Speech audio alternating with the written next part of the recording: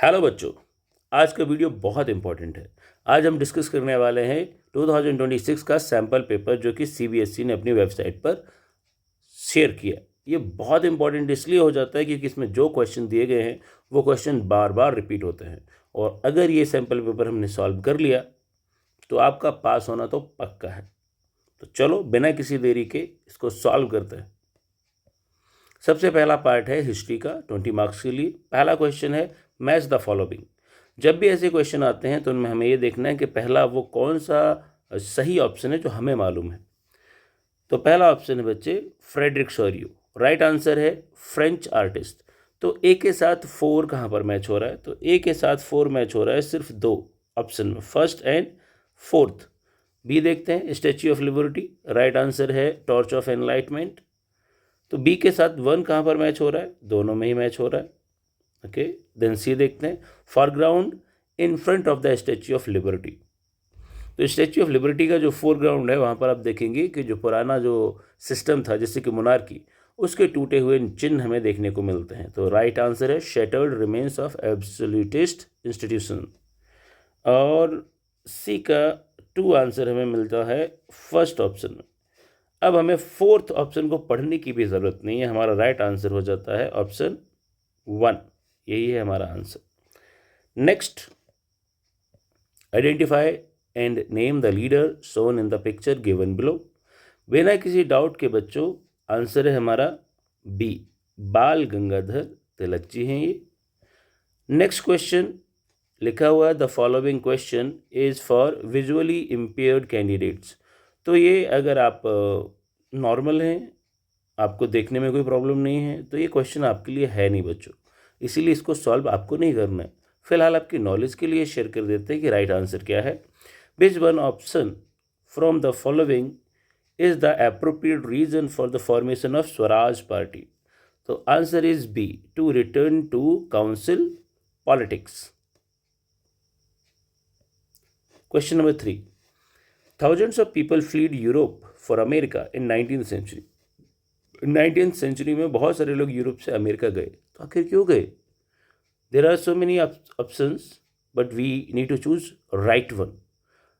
So the answer is harsh climate, नहीं ये तो सही नहीं है। कंटिन्यूस वॉर, ना ये भी सही नहीं है। Frequent famine in poor living condition, poor living conditions तो थी लेकिन फ्रीक्वेंट फेमाइन्स नहीं है। So right answer is A, widespread poverty and deadly diseases. Then next, Louis Sebastien Mercier जो कि एक राइटर थे, जिन्होंने कहा था कि tremble therefore tyrants of the world. So इस क्वेश्चन में पूछा जा रहा है कि टायरेंट्स ऑफ द वर्ल्ड कौन है? क्या ये एजुकेटेड क्लासेस हैं? नहीं। Absolutist institutions like monarchy and church है तो यही, लेकिन एक और ऑप्शन देख लेते हैं। Author of the new books, नहीं। प्रिंटिंग प्रेस, नहीं। सो राइट आंसर हो जाता है बी। नेक्स्ट, अब आ जाते हैं हम थोड़ा सा डिटेल क्वेश्चन में। ये 2 नंबर के लिए क्वेश्चन है, क्वेश्चन नंबर 5 ए। आपको 2 ऑप्शन मिलेंगे, आपको उन दोनों में से जो ज़्यादा अच्छे से आता हो उस क्वेश्चन को अटेम्प्ट करिए, और क्लियरली मेंशन करिए कॉपी में कि आपने 5A अटेम्प्ट किया या 5B अटेम्प्ट किया है, दोनों अटेम्प्ट नहीं करने। So the first question is the silk route was a good example of vibrant pre modern trade and cultural links between distant part of the world. तो बच्चों ध्यान देने वाली बात यह है कि क्वेश्चन को हमेशा 2 बार या 3 बार पढ़िए और अच्छे से समझ लीजिए। जब क्वेश्चन समझ आ गया तभी उसका आंसर लिखना शुरू करिए।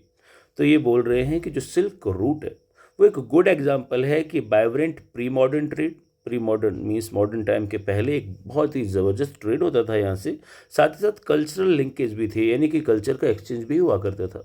चूँकि 2 नंबर का क्वेश्चन है तो हमें मैक्स टू मैक्स 2 पॉइंट ही लिखने हैं। तो चलिए देखते हैं इसका आंसर क्या है। हमारे पास मार्किंग स्कीम भी है।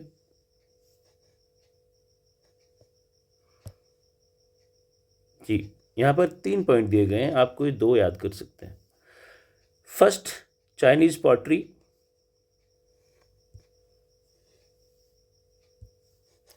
First, Chinese pottery, textiles and spices from India and Southeast Asia also traveled from the same route, means जो सिल्क रूट था उससे इंडिया से स्पाइसेस या कॉटन टेक्सटाइल बेचे जाते थे या एक्सपोर्ट किए जाते थे, और चाइना से चाइनीज़ मिट्टी के जो बर्तन होते हैं और कपड़े, ये दोनों ही एक्सपोर्ट किए जाते थे।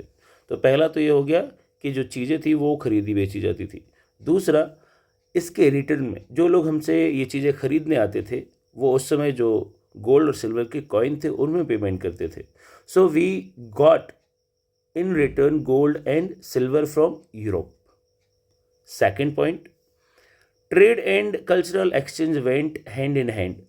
Buddhism from India spread in several directions through intersecting points on the Silk Route. तो जो ट्रेड है और जो कल्चर है वो हैंड इन हैंड मूव कर रहा था, साथ साथ मूव कर रहा था।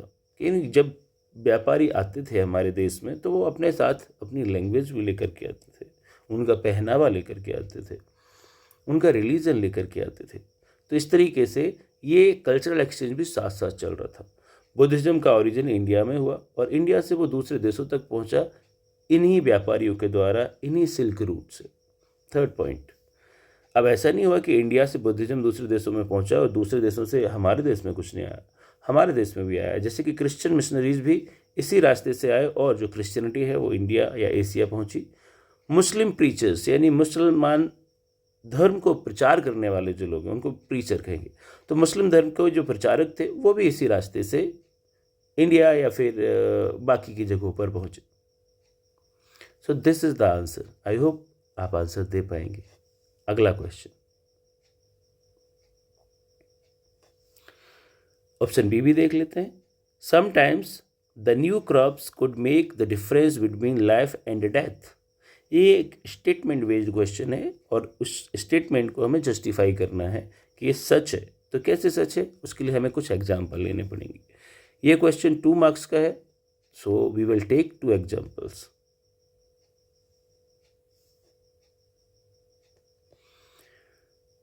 Option B, sometimes new crops like potatoes could make the difference between life and death.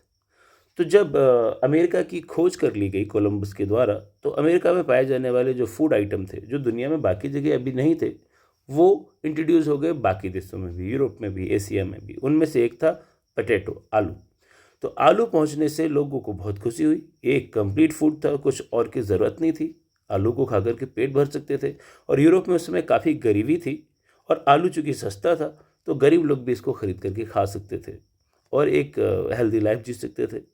लेकिन ये चीज़ भी उनके लिए एक टाइम पर नुकसानदायक हुई क्योंकि वो सिर्फ और सिर्फ आलू पर डिपेंड हो गए और आलू की फसल बीमारियों की वजह से लगातार 2-3 साल हो गई ख़राब। तो उसमें लाखों लोग मारे गए बच्चों।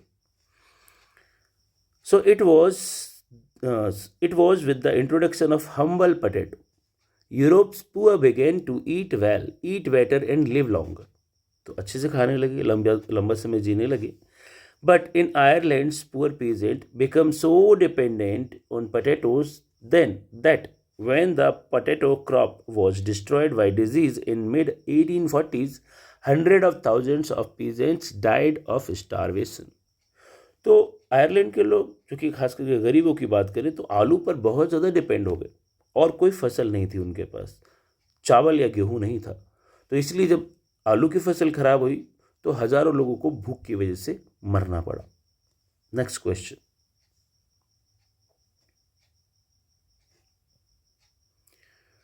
ये 3 नंबर के लिए क्वेश्चन है। So we need to keep in our mind, we have to make at least 3 points. A variety of cultural processes played an important role in developing a sense of nationalism in India. Support the statement with suitable examples. तो इस question के लिए भी हमें examples देने की एक statement है और उसको हमें सही साबित करना। तो जो हमने यूरोप में रोमांटिसिज्म पढ़ा था, वैसे ही इंडिया में भी कल्चर ने काफ़ी इंपॉर्टेंट रोल प्ले किया लोगों को यूनाइट करने में। तो क्या थी वो चीज़ें, चलिए हम समझते हैं। तो सबसे पहले आपको याद रखना है ये टॉपिक, जिसमें कि हमने फ्लैग की बात की थी, जिसमें कि हमने रिवाइवलिज्म ऑफ हिस्ट्री की बात की थी, जिसमें कि तिरंगा झंडा और वंदे मातरम और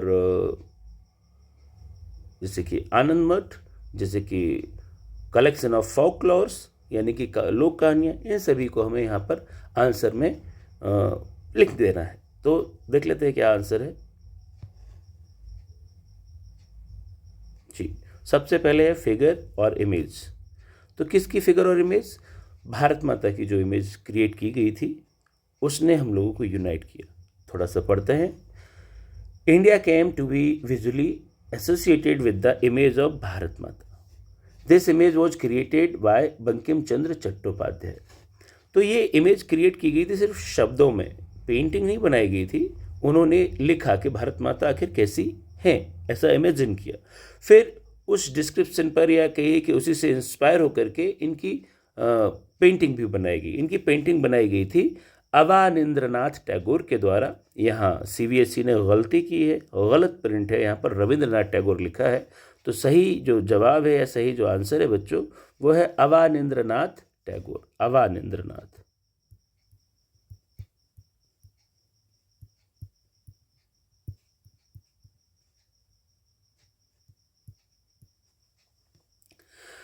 सो ये जो इमेज थी इसका थोड़े से फीचर भी अगर हम बता देते तो बहुत अच्छी बात है। इन this Bharat Mata portrait as an aesthetic figure, she is calm, composed, divine and spiritual. तो अगर आप उस इमेज को देखेंगे तो उसमें ये देवी माता लग रही, बहुत ही शांत है, बहुत ही काम है, बहुत ही डिवाइन फिगर है इनका। Second point, songs. Bankim Chandra Chattopadhyay also written Vande Mataram him. और ये एक ऐसा गीत बन गया, एक ऐसा स्लोगन बन गया जिसने हमें आज़ाद करवाने में बहुत इंपॉर्टेंट रोल प्ले किया है। वंदे मातरम मीन्स मातृभूमि की जय। It was included in his novel Anand Math. ये गीत उन्होंने पहले लिखा, फिर बाद में उन्होंने एक नॉवल लिखा, उसमें भी कुछ ऐसी ही कहानी है कि आज़ादी के स्ट्रगल से रिलेटेड। उस नॉवल में इन्होंने इस गीत को इंक्लूड कर दिया। सो वाइडली संग ड्यूरिंग स्वदेशी मूवमेंट इन बंगाल। अब स्वदेशी मूवमेंट जो है बच्चों, ये 1905 में जब बंगाल का पार्टीशन हो गया था उस समय जो मूवमेंट चला था उसको हम स्वदेशी मूवमेंट कहते हैं। नेक्स्ट पॉइंट है फोकलोर। फोकलोर यहाँ पर है हमारी लोक कहानियाँ, जो दादा दादी नानी पुराने ज़माने से कहानियाँ चलती आई हैं उन्हें इकट्ठा करना। ये यूरोप के बारे में जब हम रोमांटिसिज्म पढ़ रहे थे वहाँ पर भी फोकलोर की बात हुई थी। कारण ये है कि इन कहानियों में हमारा पुराना इतिहास नज़र आता है, यानी कि पहले लोग कैसे रहते थे, क्या कल्चर था हमारा, तो हम हमारे कल्चर से कनेक्ट कर पाते हैं इन कहानियों के द्वारा। इंडियन फोकलोर वॉज रिवाइव्ड, यानी कि पुनर्जीवित किया गया, इकट्ठी की गई। Late 19th century India, nationalists began recording folk tales sung by bards and told villages to gather folk songs and legend। तो जो कहानियाँ एक प्रजाति हुआ करती थी, या ये कह दिए एक लोगों का एक ग्रुप है जो कि गा करके कहानियाँ या लोकगीत सुनाया करती थी, तो ऐसी लोकगीत या कहानियों को इकट्ठा किया गया, गांव-गांव तक जाया गया और इनको कलेक्ट कर लिया गया। These tales gave true picture of traditional culture। तो हमारा जो ट्रेडिशनल कल्चर है उसका जो एक ट्रू इमेज मिल रही है वो इन कहानियों से मिल रही है। इन्होंने हमारी मदद की to restore a sense of pride in our past. खासकर बंगाल की अगर बात करें तो यहाँ रविंद्रनाथ टैगोर जी ने खुद ने ये काम किया, और कई सारे बलाड यानी कि शौर्य गाथाएँ, एक हीरो होता है जो बहुत बहादुरी वाली कहानी होती है उसको हम बोलते हैं, और गा करके सुनाई जाती है ballad. Nursery rhymes and myths. Myths ऐसी कहानियाँ हैं जो कि कहानियाँ हैं, कुछ लोग सच मानते हैं, कुछ लोग सच नहीं मानते हैं क्योंकि उनको प्रूफ नहीं किया जा सकता है। Led the movement for folk revival. Madras में एक काम नतीसा शास्त्री जी ने किया, जिन्होंने कि साउथ इंडिया की फोक टेल्स इकट्ठी की और इस बुक का नाम रखा गया फोकलोर ऑफ सदर्न इंडिया। और चूँकि बहुत सारी कहानियाँ इकट्ठी हुई तो इस बुक को 4 वॉल्यूम में प्रिंट किया गया। Next important point, flag. तो भारत का जो फ्लैग आज हम यूज कर रहे हैं तो उसका जो इनिशियल स्टेज है वहाँ से शुरू करते हैं। सो ड्यूरिंग द स्वदेशी मूवमेंट, वह बंगाल के पार्टीशन के अगेंस्ट जो मूवमेंट था उसमें एक ट्राई कलर लेकर के लोग चला करते थे। इसमें 3 रंग थे, रेड, ग्रीन एंड येलो। साथ ही साथ इसमें 8 लोटस भी बीच में हुआ करते थे, यानी 8 कमल के फूल थे, जिससे आज हमारा भारत देश 28 स्टेट्स में बटा हुआ है। उस समय हमारा देश 8 प्रोविंसेस में बटा हुआ था। और उन्हीं 8 प्रोविंस को रिप्रेजेंट करने के लिए 8 लोटस इसमें यूज किए गए थे। इसके साथ ही साथ इसमें एक क्रीसेंट मून भी था, और ये क्रीसेंट मून था हिंदू और मुस्लिम दोनों को रिप्रेजेंट करने के लिए। जब गांधी जी इंडिया आए और वो मूवमेंट में हिस्सा लेने लगी तो 1921 में गांधी जी ने भी एक फ्लैग डिज़ाइन किया जिसको कहा गया है स्वराज फ्लैग। कोइंसिडेंसली इसमें भी 3 कलर थे, रेड, ग्रीन, वाइट। यहाँ पर आप देखिए कि जो येलो कलर है उसको वाइट कलर से रिप्लेस किया गया है, और साथ ही साथ इसमें एक स्पिनिंग व्हील डाला गया है 8 लोटस के जगह पर। गांधी जी स्पिनिंग व्हील डाल करके हमें कहिए कि सेल्फ डिपेंडेंट बनाना चाहते थे। सो आप देख सकते हैं लिखा भी है यहाँ पर सेल्फ हेल्प, कि हम अपने कपड़े खुद बनाएंगे, अपनी चीज़ें खुद बनाएंगे और अपने ऊपर डिपेंड रहेंगे। अब झंडा लेकर के रिलीज में चलना एक कहिए कि ट्रेडिशन बन गया, पहचान बन गया, become a symbol of defiance, यानी कि विरोध का प्रतीक बन गया। 5वां पॉइंट, री इंटरप्रिटेशन ऑफ हिस्ट्री। क्योंकि अंग्रेजों ने हमारी हिस्ट्री को एक तरीके से बर्बाद कर दिया था, इंडियंस के मन में एक इन्फीरियरिटी कॉम्प्लेक्स डाल दिया था कि भाई तुम तो इन्फीरियर हो, बहुत ही पिछड़े हुए हो, जबकि हमारी हिस्ट्री आविष्कारों से भरी पड़ी हुई है, प्राउड मूवमेंट से भरी पड़ी है। तो उसको रिवाइव करना ज़रूरी था, लोगों को बताना ज़रूरी था कि हम भी सुपीरियर थे। Indians began looking into past to discover India's great achievements. They wrote about art, architecture, science, maths, religion and culture, law, philosophy, etc. क्योंकि इतने सारे अचीवमेंट हैं कि उनको अगर लिखते जाएं तो बहुत लंबा पैराग्राफ बन जाएगा।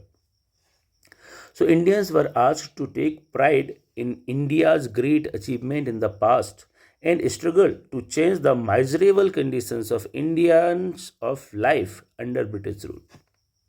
तो बच्चों ये 5 पॉइंट आपको दे दिए गए हैं, जबकि क्वेश्चन था सिर्फ और सिर्फ 3 मार्क्स का। तो आप अपनी इच्छा अनुसार, अपनी सहूलियत से जो भी 3 पॉइंट लिखना चाहें वो लिख सकते हैं।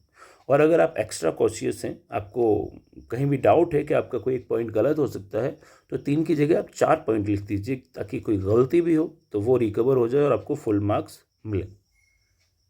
नेक्स्ट क्वेश्चन ये और में है 6B। Salt March became an effective tool of resistance against colonialism. Analyze the statement with suitable reason. तो ये जो क्वेश्चन लिया गया है ये है सिविल डिसोबीडियंस मूवमेंट से। इन सॉल्ट से जुड़े हुए जितने भी क्वेश्चन आते हैं उन सभी के लिए ये जो आंसर है आप उसको यूज कर सकते हैं कि गांधी जी ने सॉल्ट को ही क्यों चूज किया। कानून बहुत सारे थे जो कि इंडियंस के अगेंस्ट थे, या कहिए कि डिस्क्रिमिनेटरी थे। तो उसका एक बड़ा ही सिंपल सा कारण है, गांधी जी चाहते थे कि मूवमेंट में देश के ज़्यादा से ज़्यादा लोग हिस्सा लें, और ज़्यादा से ज़्यादा लोगों को कनेक्ट करने के लिए कोई ऐसी चीज़ लेनी थी जिससे हिंदू, मुस्लिम, अमीर, गरीब सारे सेक्शन एकजुट होकर के आ जाएं। तो गांधी जी को लगा, और सच भी था, कि नमक एक ऐसी चीज़ है जो सारे लोग यूज़ करते हैं। तो जब सारे लोग यूज़ करते हैं तो नमक के लिए सारे लोग आ जाएंगे। मतलब नमक के लिए आ जाएंगे का मतलब एक लॉ था कि नमक सिर्फ और सिर्फ गवर्नमेंट फैक्ट्रियों के द्वारा ही बनाया जा सकता है, गवर्नमेंट की शॉप से ही बेचा जा सकता है। गांधी जी को लगा ये तो गलत है, नमक तो ऐसी चीज़ है हर कोई खाता है, इसको गवर्नमेंट के कंट्रोल से फ्री होना चाहिए। तो इसीलिए सारे लोग जुड़ जाएंगे इस मूवमेंट से, ये सोच करके गांधी जी ने नमक कानून को ख़त्म करने की डिमांड रखी। Salt became an effective tool of resistance against colonialism because of the following reason. Gandhiji found salt a powerful bond that would unite the nations as it was consumed by all, rich and poor alike. Second point, Gandhiji's letter to Viceroy Irwin stated 11 demands. तो गांधी जी ने एक letter लिखा था उस समय के vice Roy को जिसका नाम है लॉर्ड इरविन, और उन 11 डिमांड में से एक डिमांड थी एबोलिशन ऑफ सॉल्ट लॉ, और 10 अलग अलग डिमांड थी। और वो डिमांड भी सोसाइटी के अलग अलग सेक्शन के लिए थी, ताकि सारे लोग ये महसूस करें कि उनकी भी डिमांड रखी जा रही है इस मूवमेंट के द्वारा, और वो भी बढ़ चढ़ करके हिस्सा लें। गांधी जी ने बड़े ही सिंपल तरीके से कहा कि इन 11 डिमांड को आप मान लो, अगर नहीं मानते हो तो हम सॉल्ट मार्च स्टार्ट करेंगे और एक नए मूवमेंट को शुरू करेंगे। Most of them were general interest, but the most stirring was to abolish the salt tax imposed by the colonial government. Third point, Irwin unwillingness to negotiate. जो Irwin है उसको लगा क्या ही हो जाएगा सॉल्ट मार्च से, उसने ध्यान नहीं दिया. So Gandhi ji start his salt march and was joined by thousands. It developed the feeling of nationalism. तो गांधी जी ने जब ये सॉल्ट मार्च स्टार्ट किया तो हजारों लोगों को अट्रैक्ट किया और इससे देशभक्ति की भावना बहुत ज़्यादा बढ़ी और ये सॉल्ट मार्च बहुत फेमस हुआ. Fourth point, people in different parts of country broke salt law. लोगों ने नमक बनाया जहाँ जहाँ पॉसिबल था, समुद्र का पानी लेकर के उबाला, नमक बनाया और इवन गवर्नमेंट फैक्ट्रियों के सामने ही उसको फ्री में डिस्ट्रीब्यूट किया, जिससे ब्रिटिश गवर्नमेंट भड़क गई, लोगों को अरेस्ट किया जाने लगा, लाठीचार्ज होने लग गई. And manufactured salt and demonstrated in front of government salt factories. People, पांचवा point, unitedly followed Gandhi's words. They refused to pay taxes, revenues, picketed liquor shops, boycott foreign clothes, resigned from government jobs and violated forest law. तो civil disobedience का जो main purpose था वो ये था कि हम ऐसे सारे जो लॉज हैं जो डिस्क्रिमिनेटरी हैं, सिविल लॉ ना कि क्रिमिनल लॉ, डिस्क्रिमिनेटरी हैं, उन्हें ब्रेक करेंगे. और अगर पुलिस हमें रोकती है, सप्रेस करने आती है, तो हम विनम्रतापूर्वक मना करते हुए कहेंगे कि नहीं, हम तो ये कानून नहीं मानेंगे. तो बच्चों, ये 5 पॉइंट हैं. वापस से कोई 3 पॉइंट आपको पिक करने हैं और आपका आंसर देना है. इस क्वेश्चन का आंसर देते समय बच्चे अक्सर गलती ये करते हैं कि वो लिखते हैं कि भाई बहुत ज़्यादा टैक्स लगा हुआ था सॉल्ट पर. तो ऐसा कहीं भी हमारी बुक में नहीं लिखा हुआ कि टैक्स बहुत ज़्यादा था, बट ये ज़रूर था कि नमक तो एक आम चीज़ है, हर किसी को चाहिए, तो उस पर गवर्नमेंट का कंट्रोल नहीं होना चाहिए. नेक्स्ट क्वेश्चन,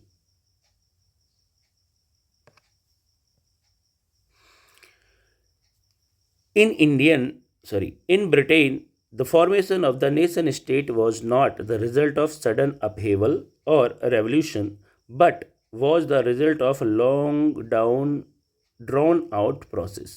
वापस से एक स्टेटमेंट बेस्ड क्वेश्चन है, तो स्टेटमेंट को एनालाइज करना है और इसको प्रूव करना है कि सही है. ये 5 नंबर का क्वेश्चन है, तो हमें कम से कम 5 पॉइंट चाहिए. इस क्वेश्चन का आंसर मैंने ऑलरेडी दिया हुआ है, जो मैंने सिंगल क्वेश्चन के एक्सप्लेनेशन बनाए हुए हैं कि ब्रिटेन जो है वो यूनाइट कैसे हुआ.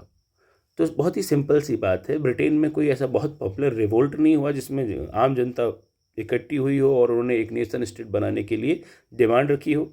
ये किया गया था थ्रू पार्लियामेंट के. तो वही क्वेश्चन को हम यहाँ वापस रिपीट करेंगे. चलिए देखते हैं 5 पॉइंट को.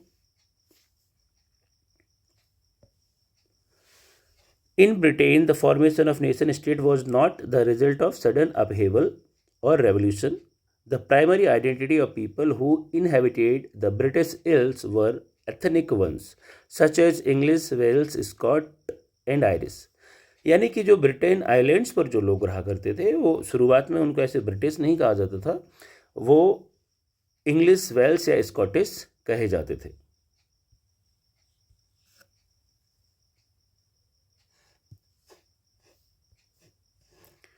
तो इसीलिए कोई ब्रिटिश नेशन स्टेट था नहीं. और इस क्वेश्चन को चूँकि मैंने डिटेल में आंसर किया हुआ है दूसरे वीडियो में, तो हम एक्स्ट्रा चीज़ें कोई कवर नहीं करेंगे. जितना बुक यहाँ पर लिखा हुआ है सिर्फ उतना ही पढ़ेंगे. Second point, act of union 1707 between England and Scotland resulted in the formation of the United kingdom of great Britain. तो एक किंगडम ऑफ इंग्लैंड था और एक किंगडम ऑफ स्कॉटलैंड था, दोनों को मर्ज कर दिया, तो इसलिए इनको कहा जा रहा है यूनाइटेड किंगडम, यानी 2 किंगडम एक हो गए. लेकिन ये पार्लियामेंट के थ्रू किया गया था. एक लॉ बनाया गया, एक्ट ऑफ यूनियन, और स्कॉटलैंड को जबरन इंग्लैंड के साथ मर्ज कर लिया गया. और यहाँ पर जैसा लिखा भी है कि जो इंग्लैंड है उसने इम्पोज किया अपना influence on Scotland, and Scotland's distinctive culture and political institutions were systematically suppressed. तो उनकी जो डिफरेंट आइडेंटिटी थी उसको धीरे धीरे सप्रेस कर दिया गया. Third point, Scottish Highlanders were forbidden to speak their Gaelic language and to wear their national dresses. Large numbers were forcibly driven out of their homeland. तो ये स्कॉटलैंड वाला ही नेक्स्ट पॉइंट लिख रहे हैं। स्कॉटलैंड में कुछ लोग थे जिनको हाईलैंडर कहा गया, वो जो ऐसे हायर एरियाज होंगे वहाँ रहा करते थे। तो उनकी जो ट्रेडिशनल लैंग्वेज थी गैलिक, उसको बोलने से मना कर दिया गया। उनकी जो ट्रेडिशनल ड्रेस थी वो भी नहीं पहनने दी, और जिन्होंने ज़्यादा विरोध किया तो उन्हें प्रेशराइज किया देश को छोड़ने का, और इस तरीके से स्कॉटलैंड पर इन्होंने अपना कंट्रोल कर लिया।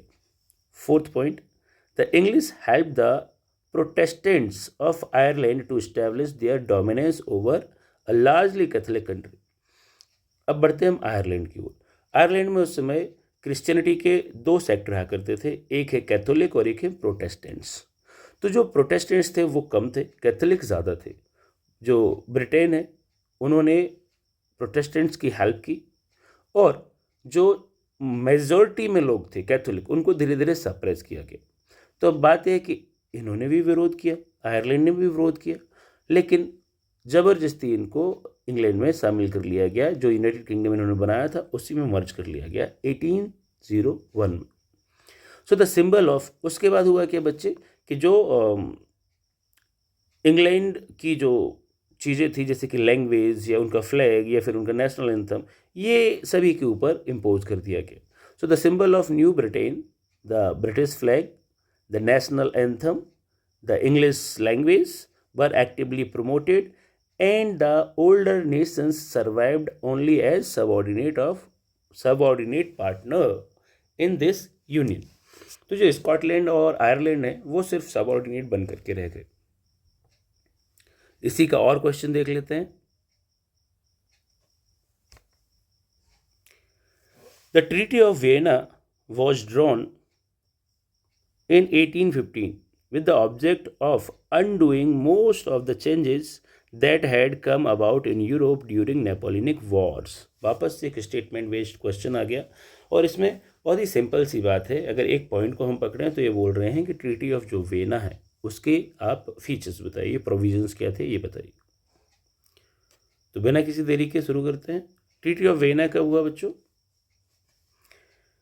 जब नेपोलियन को 4 ट्रेडिशनल जो मोनार्कीज थी उनकी यूनाइटेड आर्मी ने हरा दिया 1815 में।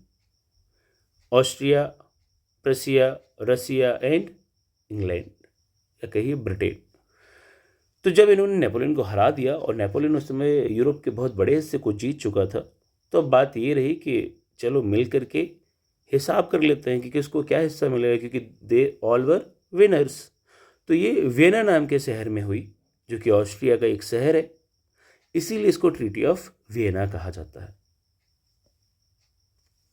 तो इसके जो मेन प्रोविजंस हैं फटाक से उनको देखते हैं बच्चों। The Bhurban dynasty was restored, जो कि फ्रेंच रिवॉल्यूशन के टाइम पर हटा दी गई थी उसको रिस्टोर कर दिया गया। साथ ही साथ France lost the territories it had annexed under Napoleon.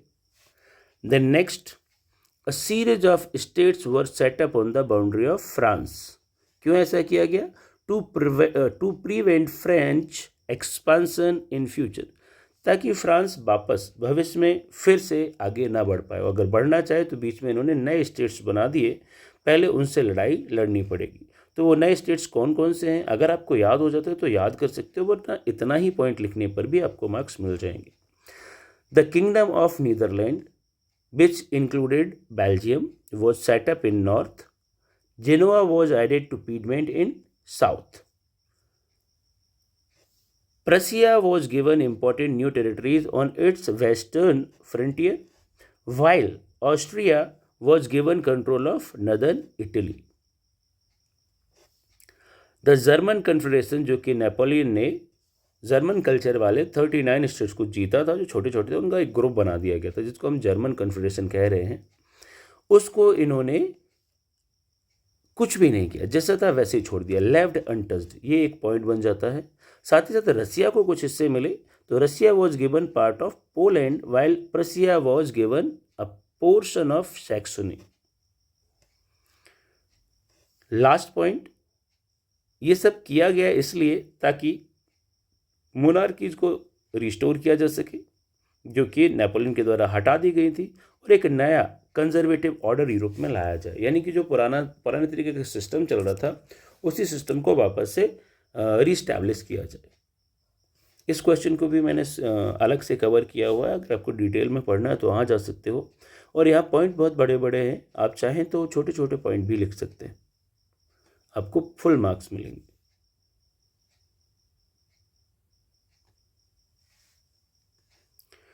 अब पहुँच जाते हैं हम सोर्स बेस्ड क्वेश्चन पर। तो बच्चों, जब भी केस बेस्ड क्वेश्चन मिलते हैं आपको, तो एक बात का बहुत ज़्यादा ध्यान रखना है। वो बात ये है कि ज़रूरी नहीं है कि आपको इस केस बेस्ड के बाद, पैराग्राफ के बाद जो क्वेश्चंस दिए गए हैं उनके आंसर भी इसी पैराग्राफ में मिल जाएंगे।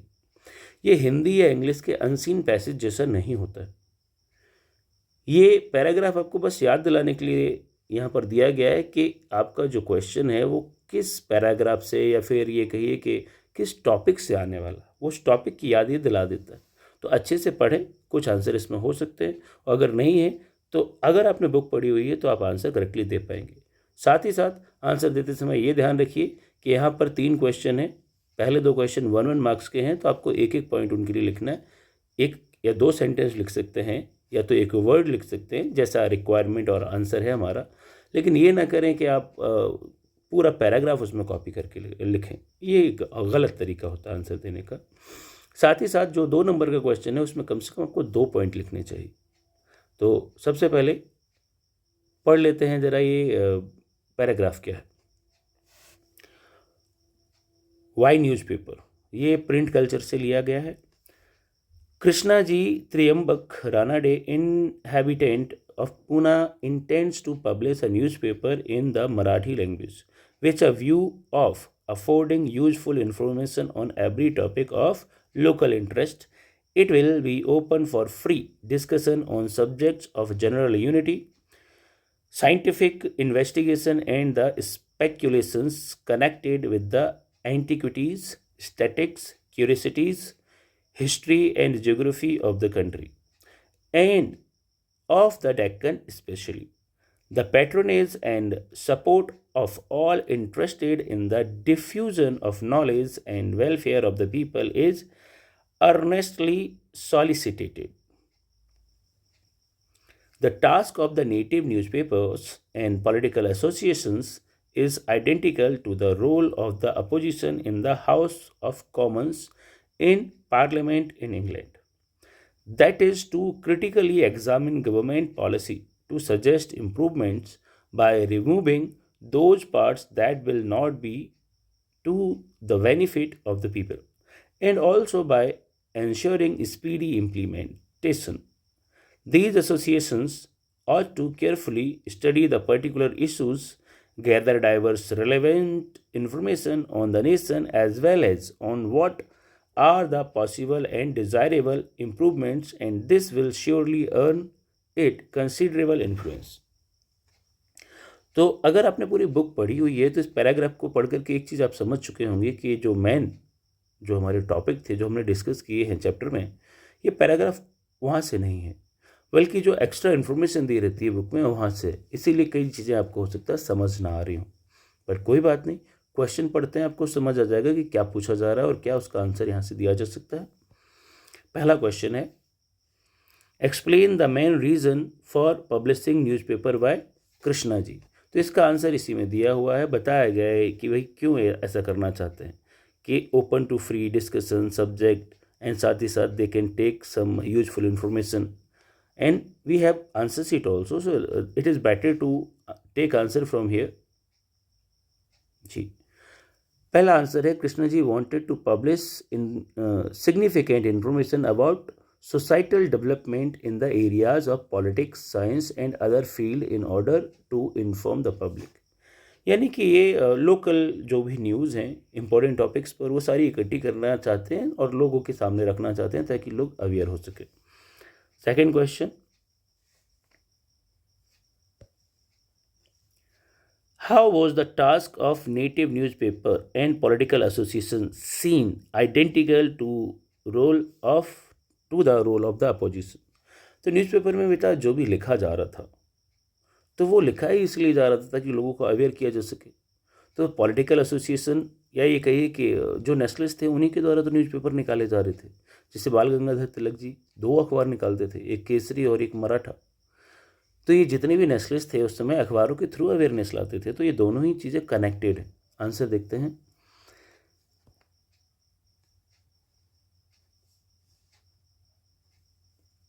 The media used to criticize and analyze government policies were local newspaper and political associations. As a result, both of these served as the government's opposition. तो चाहे वो पॉलिटिकल लीडर हों, वो भी गवर्नमेंट की पॉलिसीज़ को क्रिटिसाइज़ करते थे और न्यूज़पेपर भी कर रहे हैं। तो ये दोनों ही मिलकर के गवर्नमेंट के अपोजिशन का रोल प्ले कर रहे हैं। Third, analyse the reasons for the popularity of newspaper during the 19th century. तो भाई ये न्यूज़पेपर क्यों पॉपुलर हो रहे थे उस समय? तो बड़ी सिंपल सी बात है, उस ज़माने में आज के जैसे सोशल मीडिया प्लेटफॉर्म तो थे नहीं और लोगों को अवेयर भी करना है, तो न्यूज़पेपर से बेस्ट और कुछ भी था नहीं। So here 2 points are given, as I told you कि कम से कम 2 पॉइंट तो लिखने चाहिए। The first one is the political developments in the country began to interest a sizable portion of society, and this information was skillfully presented in the newspaper. तो जो भी कुछ हो रहा था पॉलिटिकल फील्ड में देश को आज़ाद करने के लिए, वो न्यूज़पेपर में बड़ी आसानी से लिखा जा सकता था और लोगों तक पहुंचाया जा सकता था। Second point, newspapers started to serve as source of societal advancement in social, cultural and scientific. तो जो भी अचीवमेंट हम कर पा रहे थे न्यूज़पेपर के थ्रू वो लोगों तक पहुंच रहे थे, चाहे वो सोसाइटी से रिलेटेड हो, चाहे हमारे कल्चर से रिलेटेड हो, चाहे वो कोई साइंटिफिक एडवांसमेंट हो। अब हम पहुंच जाते हैं last question of this portion, और चूंकि वीडियो बहुत लंबा होता जा रहा है बच्चों, तो हम सिर्फ एक ही पोर्शन डिस्कस करेंगे। अगले पोर्शन के लिए आप सेकंड पार्ट का वेट करिए। क्वेश्चन है,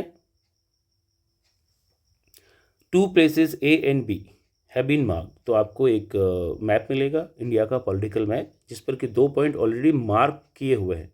आपको सिर्फ उस जगह नाम लिखना है जहाँ पर ये मार्क किए हुए हैं। और ध्यान रहे, बच्चे गलती करते हैं कि वो इसका आंसर चूँकि ऑलरेडी मार्क है, और इसमें देखिए हिंट दिया हुआ है, the place where the civil disobedience movement was launched.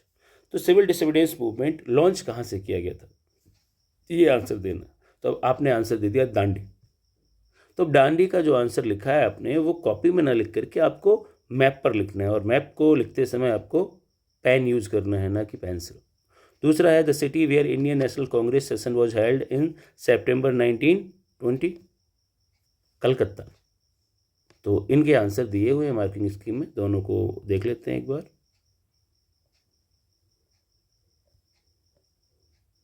Okay, ये रहा मैप। सो बी जो मार्क किया गया है वो यहाँ पर है, ये रहा कोलकाता।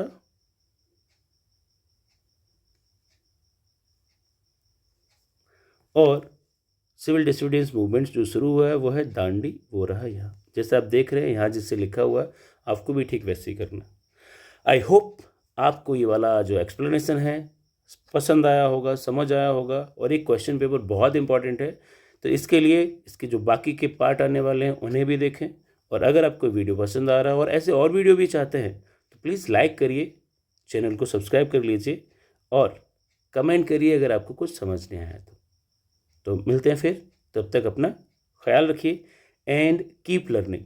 याद रखिए, थोड़ी प्रोग्रेस जो है वो एक दिन बहुत बड़ा आपको फल देगी। हर रोज़ अगर आप कुछ क्वेश्चंस याद करते जाते हैं तो एग्ज़ाम आने तक आपके पास एक अच्छा खासा नॉलेज हो जाएगा डिफरेंट टाइप ऑफ क्वेश्चंस का। तो बाय बाय।